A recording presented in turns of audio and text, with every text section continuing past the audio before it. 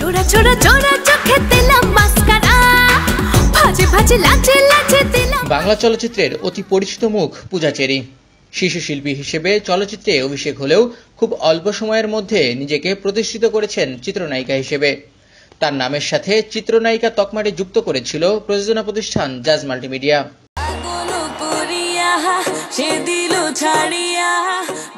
চলচ্চিত্রে অভিষেকের পর জাজের ব্যানারে একের পর এক ব্যবসা সফল সিনেমা উপহার দিয়েছেন পূজা। এরপরই হয় ছন্দপতন, জাজের সাথে তৈরি হয় দূরত্ব। অভিমানে জাজ থেকে দূরে সরে যান পূজা।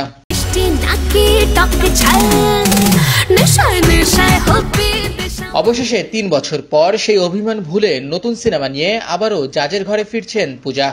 সিনেমাটিতে অভিনয়ের জন্য ইতিমধ্যেই জাজের সাথে চুক্তিবদ্ধ হয়েছেন তিনি। সিনেমাটির নাম এখনো চূড়ান্ত হয়নি, তবে নারীকেন্দ্রিক গল্পে ভিলেন রূপে দেখা যাবে পূজাকে। সিনেমাটি পরিচালনা করবেন নবীন পরিচালক MH খোকন। রাইজিং বিডিকে বিষয়টি নিশ্চিত করেছেন জাজ মাল্টিমিডিয়ার কর্ণধার আব্দুল আজিজ। তিনি জানান, সবকিছু ঠিক থাকলে আগামী অক্টোবর মাস থেকে সিনেমাটির শুটিং শুরু হবে। রোজার ঈদে সিনেমাটি মুক্তির পরিকল্পনা করছি। খুব শীঘ্রই মহরতের মাধ্যমে বিস্তারিত জানানো হবে। আপাতত সিনেমাটি নিয়ে এর চেয়ে বেশি কিছু জানাতে চাই না। চিত্রনায়িকা হিসেবে অভিষেকের পরই জাজের ব্যানারে পোড়ামন ২, দহন, নূরজাহান সহ বেশ কয়েকটি সিনেমায় অভিনয় করে প্রশংসা কুড়িয়েছেন পূজা। গত ঈদে মুক্তি পেয়েছিল তার অভিনীত সিনেমা আগন্তুক।